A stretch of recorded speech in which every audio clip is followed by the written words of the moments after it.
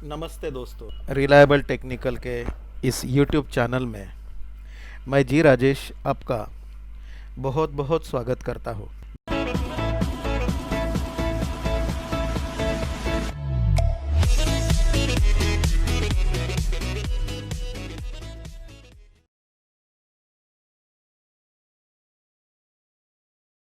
दोस्तों, जैसे कि आप यहाँ पे देख रहे हैं, अपना निफ्टी 50 का जो इंडेक्स है वो फ्राइडे के दिन 28 पॉइंट नीचे आकर बंद हुआ है।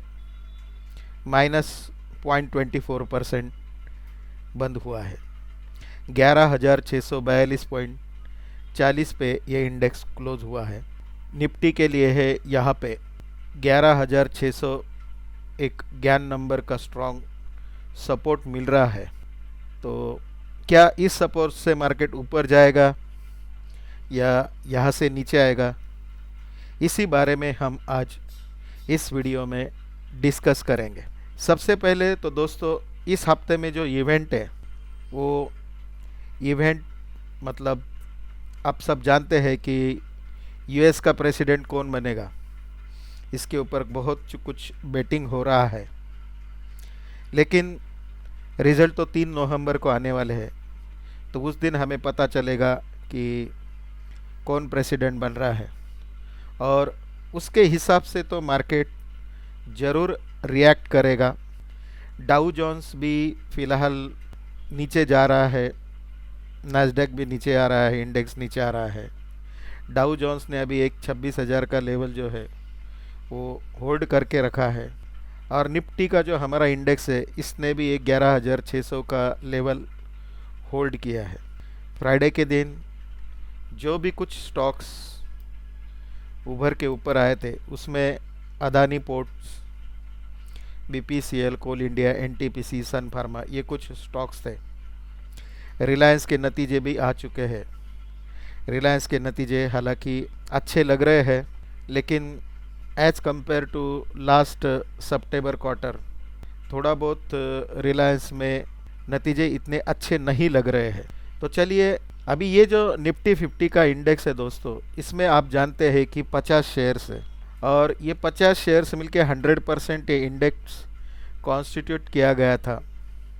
लेकिन इस इंडेक्स में सबसे ज़्यादा जो वेटेज है वो रिलायंस इंडस्ट्रीज़ का है। करीबन 13% का वेटेज इस स्टॉक के लिए है, और जो 5 स्टॉक है वो करीबन 50% होल्डिंग इंडेक्स के अंदर ये 5 स्टॉक का है, जिसके अंदर एक नंबर पे रिलायंस इंडस्ट्रीज़ है, दूसरा एचडीएफसी बैंक है, तीसरा इन्फोसिस, चौथा एचडीएफसी, पांचवा टीसीएस और छठा आईसीआईसीआई बैंक। तो ये 5 स्टॉक्स जो है, ये 5 स्टॉक्स करीबन 50% निफ्टी का मूवमेंट करते हैं। तो दोस्तों, आज मैं इन स्टॉक्स के बारे में आपको थोड़ा सा बता दूं। ये जो 5 स्टॉक्स है, रिलायंस इंडस्ट्रीज़, एचडीएफसी बैंक, इनका ट्रेंड क्या है ये हम जानने की कोशिश करेंगे। सबसे पहले हम लोग देखेंगे कि रिलायंस का ट्रेंड क्या चल रहा है। तो सबसे पहले हम देखते हैं रिलायंस इंडस्ट्रीज़ का चार्ट। ये डेली चार्ट मैंने रिलायंस इंडस्ट्रीज़ का आपके सामने अभी खोला है। इस चार्ट से तो एक आप देख रहे हैं यहाँ पे, ये रिलायंस का टॉप बना था 2369 का, और वहाँ से रिलायंस नीचे आ रहा है। करीबन 1991 का लो रिलायंस ने अभी तक दिया है, और रिलायंस में कुछ कल रिकवरी दिखने को मिल रही है। पता नहीं ये रिकवरी रिलायंस को कहाँ तक ऊपर लेके जाएगी, या सस्टेन करेगी या नहीं करेगी। लेकिन दोस्तों, रिलायंस का जैसे आप यहाँ पे डेली ट्रेंड देख रहे हैं, ये daily trend clearly down side की तरफ जा रहा है, डाउन ट्रेंड दिखा रहा है। लेकिन जो भी अभी नतीजे आए हैं कल, उस नतीजों के बेस पे कुछ रैली रिलायंस में आने के भी चांसेस है।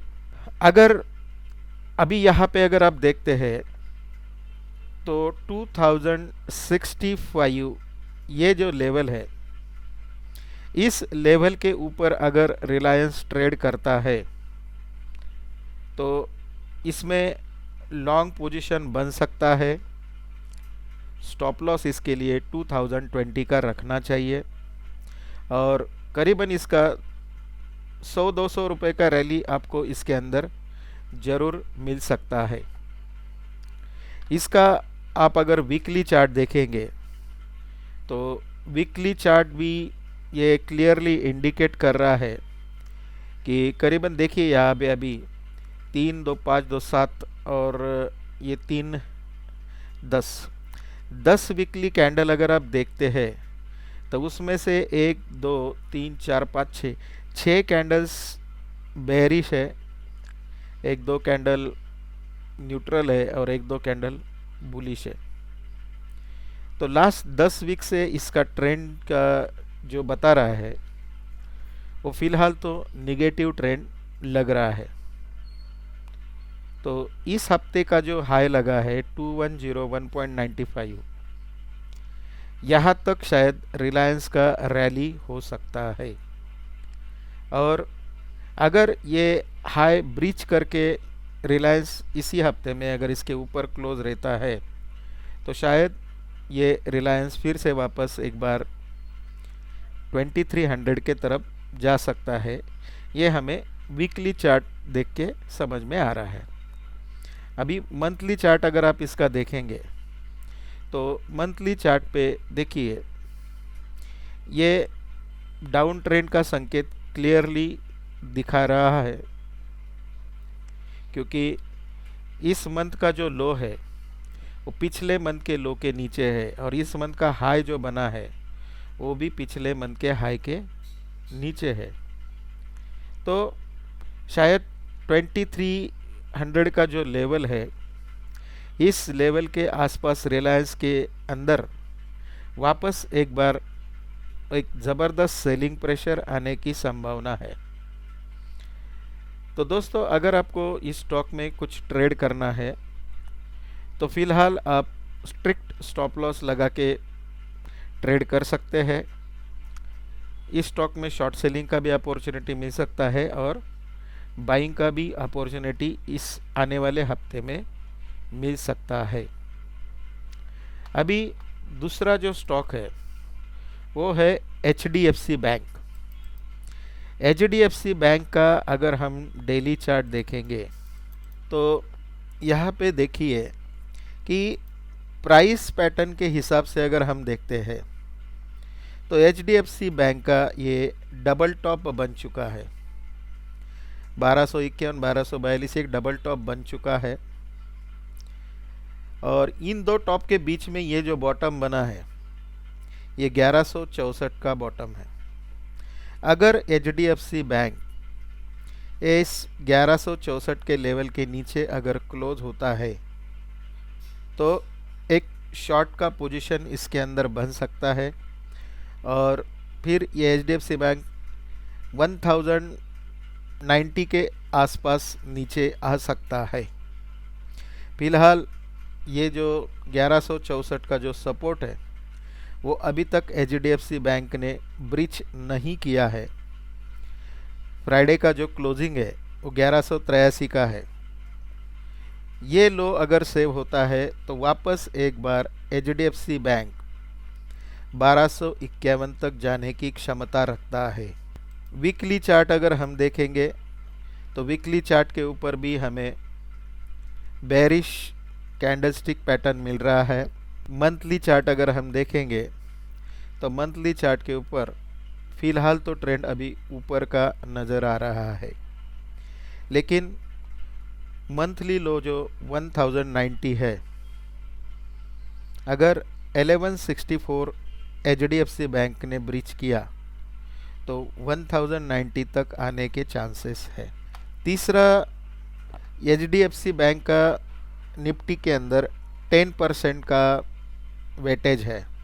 रिलायंस का 13%, HDFC बैंक का 10%। अभी तीसरा जो स्टॉक है वो है इन्फोसिस। अभी इन्फी का अगर हम चार्ट देखते हैं, इन्फोसिस ने काफ़ी अच्छे रिजल्ट दिए हैं और रिज़ल्ट देने के बाद, अच्छे रिज़ल्ट देने के बाद उसके अंदर वापस एक बार डाउन ट्रेंड शुरू हुआ है। ये देखिए करीबन 7 से 8 दिन ये डाउन ट्रेंड में ही चल रहा है और ये स्टॉक फिलहाल 970 तक आने के चांसेस है। 1060 का एक इसको सपोर्ट है, उसी सपोर्ट पे अभी ये खड़ा है। अगर ये सपोर्ट मंडे के दिन ब्रीच हो जाता है क्लोजिंग बेसिस पे तो 970 तक इन्फोसिस आने के चांसेस है। इसका वीकली चार्ट भी आप देख लीजिए। वीकली चार्ट में भी अभी ये बेरिश हुक रिवर्सल का पैटर्न बन चुका है। तो बेरिश हुक रिवर्सल का पैटर्न यही सजेस्ट करता है कि इन्फोसिस का ट्रेंड भी डाउन ट्रेंड चल रहा है या डाउन ट्रेंड में इन्फोसिस है। मंथली चार्ट की अगर हम लोग बात करेंगे तो मंथली चार्ट पे भी ये एक हैमर, इन्वर्टेड हैमर इसको हम कह सकते हैं, उसका ये बन चुका है, फॉर्मेशन बन चुका है। इन्वर्टेड हैमर का मतलब होता है कि ये ऊपर, बहुत ऊपर गया था लेकिन वहाँ पे सेलिंग प्रेशर आने की वजह से वो नीचे आके क्लोज हुआ है। तो दोस्तों इन्वर्टेड हैमर का लो इसका 1011 है। अगर इस मंथ में ये 1011 का लो अगर ब्रेक करता है तो श्योरली इन्फोसिस डाउन ट्रेंड में ही जाएगा। तो इन्फोसिस का जो वेटेज है निफ्टी के अंदर 7% है। अभी HDFC, एक HDFC बैंक देखा, अभी ये खाली HDFC है। HDFC का अगर हम लोग चार्ट देखते हैं तो यहाँ पे आप देख रहे हो फिलहाल HDFC 200 EMA के ऊपर अभी आके रुका है। 200 EMA का सपोर्ट इसने फिलहाल ले लिया है, ऐसा हम कह सकते हैं। तो 1906 रुपया ये 200 EMA इसका सपोर्ट है। अगर ये सपोर्ट ब्रेक किया तो HDFC बैंक यहाँ से नीचे आके, सॉरी, HDFC 1620 तक आने के चांसेस है। फिलहाल 9 EMA के नीचे क्लोज है, 21 EMA के नीचे क्लोज है, 34 EMA के आसपास ये मंडरा रहा है। ये इसको एक अच्छा सपोर्ट है। वीकली चार्ट की अगर हम लोग बात करेंगे तो वीकली चार्ट में भी एक वाइड रेंज कैंडल बन चुका है जो कि बेरिश वाइड रेंज कैंडल है। मंथली की अगर हम बात करेंगे तो मंथली के ऊपर फिलहाल इसका ट्रेंड जो है वो निगेटिव है, क्योंकि देखिए यहाँ पे 9 दिन का मूविंग एवरेज और 34 दिन का मूविंग एवरेज का निगेटिव क्रॉसओवर हो चुका है। तो HDFC भी डाउन ट्रेंड में दिख रहा है। इसका वेटेज निफ्टी के अंदर करीबन 6.8% के आसपास है। अभी एक स्टॉक जो है TCS, टाटा कंसल्टेंसी सर्विसेज, इस स्टॉक का वेटेज निफ्टी के अंदर जो है वो 5.58% का वेटेज है। तो एक बार TCS की तरफ भी हम ध्यान देते हैं। दोस्तों TCS ने 34 EMA पे एक अच्छा सपोर्ट लिया है। यहाँ पे आप देख रहे हैं कि एक अच्छा सपोर्ट लिया है। फिलहाल जो क्लोजिंग इसका है 2664 है। इसमें लॉन्ग पोजीशन बन सकता है। 2620 का स्टॉप लॉस रहेगा। फिलहाल इमीडिएट टारगेट 2718 का है और उसके बाद ये जो टॉप लगा था, टॉप जो बना है 2885 तक ये स्टॉक जाने के क्षमता रखता है। तो डेली चार्ट के ऊपर अभी ये इसने एक अच्छा सपोर्ट लिया है, लेकिन ये सपोर्ट होल्ड करना चाहिए। वीकली चार्ट की अगर हम बात करेंगे तो वीकली चार्ट पे 3 कैंडल जो है लगातार 3 हफ्ते से 3 कैंडल बेरिश है। तो ये 2600 का जो लो लगा है इस हफ्ते में, this is the very very crucial level for the TCS। यह लेवल जब तक TCS होल्ड करता है तब तक TCS में बने रहना चाहिए। एक बार अगर ये 2600 का लेवल अगर ये ब्रेक कर दिया तो फिर TCS को 2200 रुपये तक आने में कोई भी रोकने वाला नहीं है।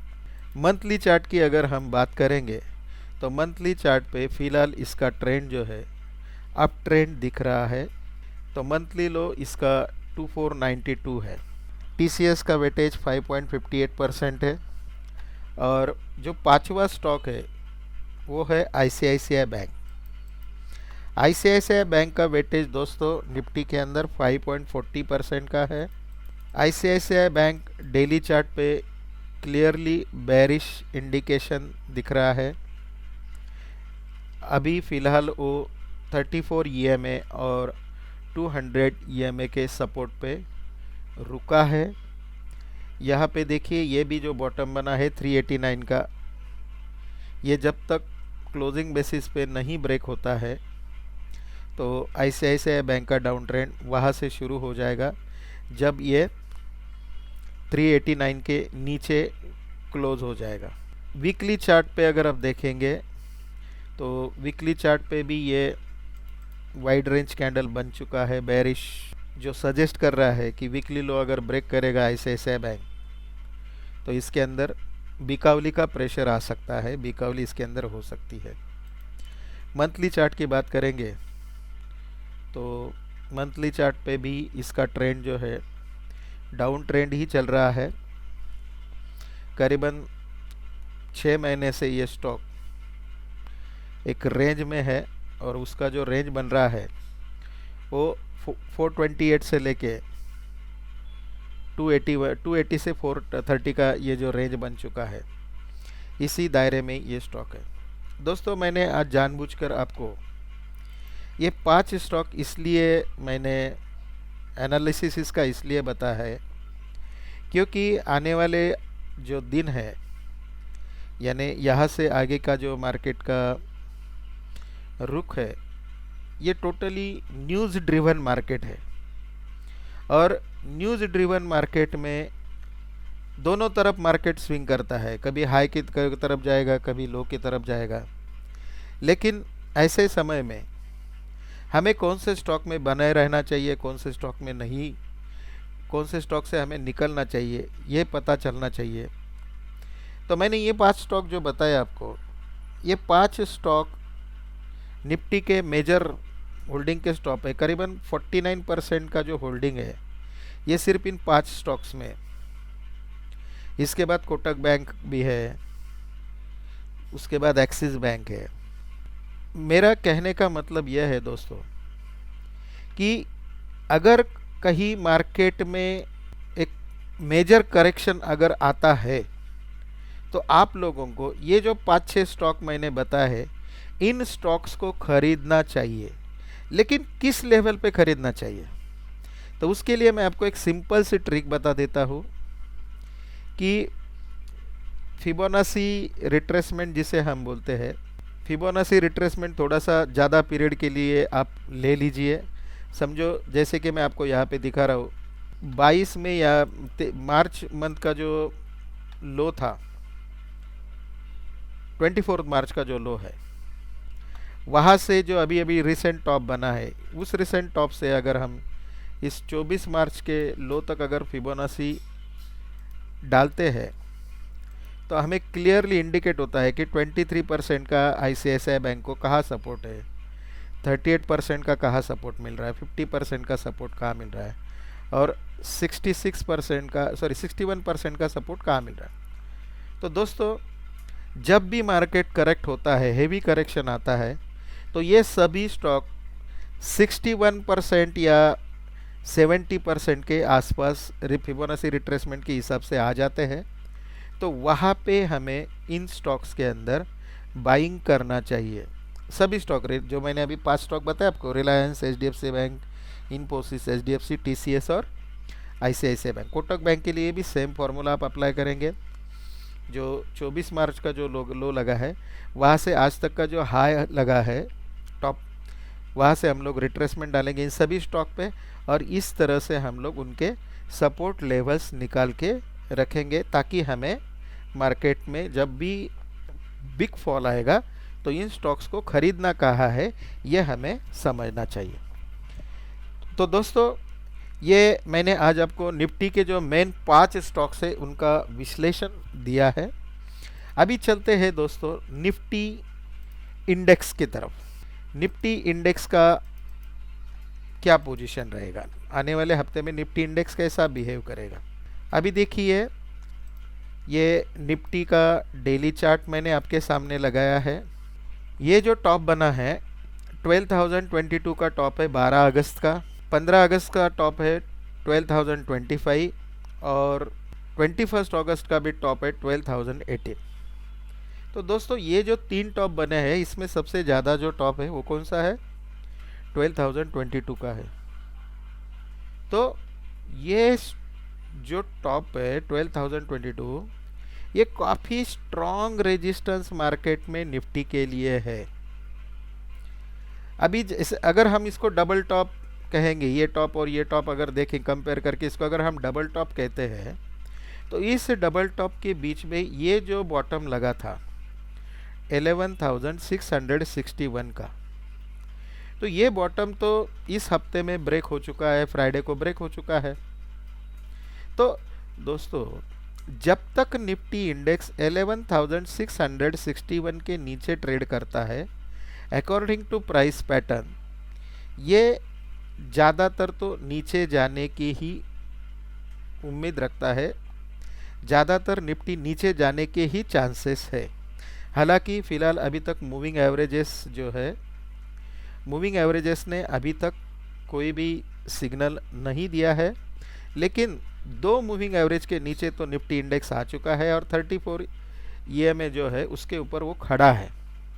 अभी ये जो पैटर्न बना है निफ्टी का, कैंडलस्टिक पैटर्न जो बन चुका है, ये जैसे कि आप देख रहे हैं एक स्पिनिंग टॉप लग रहा है, लेकिन इसका हाई और लो जो है पहले दिन के हाई और लो के बाहर है, रेंज के बाहर है। तो इसे हम लोग आउटसाइड डे पैटर्न कहते हैं। और जब भी आउटसाइड डे पैटर्न आता है तो उसके हाई और लो का काफ़ी महत्व होता है। ये जो हाई बना है 11,748.95, ये निफ्टी के लिए काफ़ी स्ट्रॉन्ग रेजिस्टेंस का काम करेगा। जैसे कि देखिए, यहाँ पे एक आउटसाइड पैटर्न बना था, ये जो हाई बना था 12,018 का, निफ्टी ने कोशिश किया वहाँ तक जाने का लेकिन नहीं जा सका। और जैसे ही ये लो जो बना है 11,775 का, ये लो ब्रेक करने के बाद कल निफ्टी इंडेक्स 11,535 तक आ चुका है। देखिए, जब तक ये 11,748.95 का हाई ब्रेक नहीं करेगा, तब तक निफ्टी में शॉर्ट पोजीशन बनाए रखेंगे तो अच्छा रहेगा। निफ्टी को अभी फ़िलहाल जो टारगेट मिल रहा है वो 11,350 का टारगेट आ रहा है।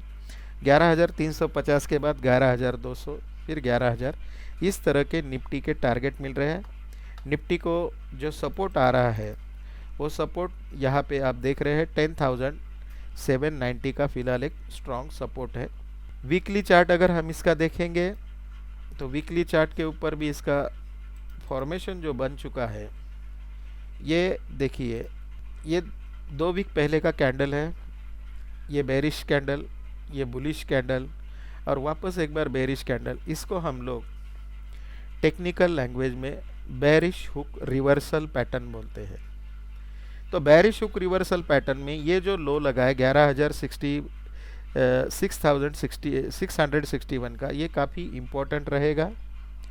जब तक मार्केट इस लो के नीचे है तब तक मार्केट नीचे जाएगा। और जो मैंने आपको अभी भी बताया, डेली का जो हाई लगा है 11,748.95, अगर ये लो ब्रिज भी किया समझो ऊपर की तरफ, तो 748.95 का निफ्टी के लिए एक स्ट्रॉन्ग रेजिस्टेंस है। मंथली चार्ट की अगर हम लोग बात करेंगे तो मंथली चार्ट के ऊपर क्लियरली मार्केट का जो ट्रेंड है वो अप ट्रेंड है। ये अप ट्रेंड शुरू हो चुका है, मूविंग एवरेजेस भी अप ट्रेंड में है। लेकिन 11,347 का लो जो बना है इस मंथ में, ये भी एक इम्पॉर्टेंट लेवल है। ठीक है, अभी हम लोग निफ्टी फ्यूचर के बारे में बात करेंगे। निफ्टी फ्यूचर के अगर हम लेवल्स देखते हैं तो निफ्टी फ्यूचर जो है दोस्तों, जैसे कि हमने देखा कल एक्सपायरी का पहला दिन था, एक्सपायरी की शुरुआत थी, और कल के दिन एक्सपायरी के दिन जो निफ्टी ओपन हुआ है 11,649.95 और क्लोज जो हुआ है 11,638, लगभग आप इसे डोजी कह सकते हैं। तो ये दो लेवल निफ्टी फ्यूचर के लिए इम्पोर्टेंट है क्योंकि ये एक्सपायरी के पहले दिन बन चुके हैं। So these two price points are very very important for the Nifty future. अभी हम ज्ञान के अगर निफ्टी फ्यूचर्स के लेवल देखना चाहते हैं, ज्ञान के लेवल क्या आएंगे निफ्टी फ्यूचर के लिए वो भी देखेंगे हम लोग। जैसा निफ्टी स्पॉट का चार्ट बन चुका है वैसे ही निफ्टी फ्यूचर का स्पॉट बना है। ये वीकली चार्ट पे भी बेयरिश हुक रिवर्सल हो चुका है। ये देखिए, ये लो 11,663 का है और ये 11,638 पे निफ्टी फ्यूचर बंद है। तो साफ तौर से हमें टेक्निकल इंडिकेटर्स, टेक्निकल चार्ट्स यही सजेस्ट कर रहे हैं कि मार्केट ज़्यादातर नीचे जाने के चांसेस है। ये पूरा हफ्ता न्यूज़ ड्रिवन मार्केट रहेगा। बिहार के भी इलेक्शंस हो रहे हैं, उसके नतीजे 10 नवंबर के आसपास आने वाले हैं, तो उसका भी इम्पैक्ट अपने मार्केट के ऊपर होने वाला है। तो दोस्तों, मेरी आप सबको यही राय है, यानी विनती है कि अगर आपके पास कुछ स्टॉक्स है तो सेल ऑन हाइज, अगर सेल ऑन रैली, अगर आपको कुछ रैली मिल रही है तो वहाँ पे उन स्टॉक्स से एग्जिट हो जाइए और just sit on a cash पे बने रहिए, क्योंकि ये जो 2 महीने रहते हैं नवंबर और दिसंबर, ये मार्केट के लिए काफ़ी क्रूशियल है। मार्केट 2 नवंबर का एक ज़बरदस्त प्रेशर डेट मार्केट के लिए है। बाकी के भी जो प्रेशर डेट आने वाले हैं वो भी मैं आपको टाइम टू टाइम अपडेट करते रहूँगा। लेकिन फिलहाल अगर मुझे आप पूछेंगे तो मेरा अप्रोच जो मार्केट के तरफ रहेगा, that is too much cautious approach. Cautious approach रखना पड़ेगा क्योंकि मार्केट यहाँ से रिवर्सल जाने के ज़्यादा चांसेस है। अभी देखिए 11,638 का क्लोजिंग है। अपना ये जो ज्ञान का कैलकुलेटर है, इस कैलकुलेटर के अंदर अगर हम ये क्लोजिंग प्राइस डालते हैं तो हमारे सामने ये लेवल्स आ रहे हैं 11,665, 11,692, 11,719। तो दोस्तों, अगर 11,665 के ऊपर मंडे के दिन मार्केट सस्टेन होता है, ट्रेड करता है, तो ये आगे के लेवल 11,746 तक जाने की उम्मीद रखता है। 11,746 ये स्ट्रॉन्ग रिवर्सल पॉइंट रहेगा। और 11,611 के 11 के नीचे अगर मार्केट आता है तो 11,584, 11,557, 11,530 ये काफ़ी स्ट्रॉन्ग सपोर्ट रहेगा। तो ध्यान में रखिए 2 पॉइंट, 11,746 और 11,530। तो इसी दायरे में मार्केट रह सकता है। और पूरे वीक की अगर आप बात करेंगे तो अगर एक बार मार्केट 11,746 के ऊपर क्लोजिंग देगा तो 11,855 और 12,000 तक जाने में इसे कोई भी नहीं रोक सकता है। और अगर ये जो S4 जो दिया है, यानी 4 नंबर का सपोर्ट, 11,530 अगर तोड़ दिया मार्केट में तो 11,210 का भी लेवल मार्केट में आ सकता है। तो दोस्तों, इस तरह इस हफ्ते का हमने आपको निफ्टी इंडेक्स, निफ्टी फ्यूचर और जो मेन 5 स्टॉक्स है उनका विश्लेषण हमने दिया है।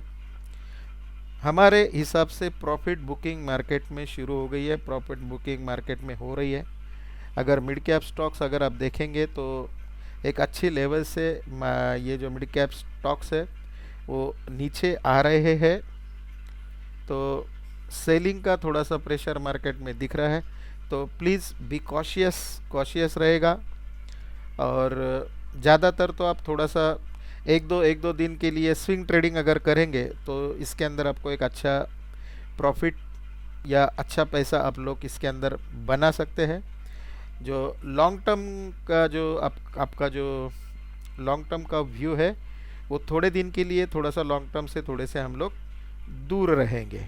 करीबन दिसंबर एंड तक तो हम एक्सपेक्ट कर रहे हैं कि निफ्टी और भी नीचे जा सकता है, मतलब 10,500 तक भी मार्केट आ सकता है। तो दोस्तों, इसी नोट के साथ मैं आज का ये वीडियो यहाँ पे ख़त्म करता हूँ। आने वाला जो हफ्ता है वो आपके लिए काफ़ी प्रॉफिटेबल रहेगा, यही शुभकामनाएं देते हुए मैं आपसे विदाई लेता हूँ। धन्यवाद दोस्तों। हमारे जो ज्ञान के एडवांस कोर्सेस हम लोग ले रहे हैं, अगर आप ये जानना चाहते हैं मार्केट कब रिवर्स होने वाला है, कौन सी डेट पे रिवर्स हो सकता है, तो उसके लिए आप हमारा जो ज्ञान का मेन कोर्स है उसके लिए रजिस्टर कीजिए। पूरा आपको उसके अंदर नॉलेज, मतलब 100% जो ज्ञान का नॉलेज है वो हम शेयर करने की कोशिश करते हैं।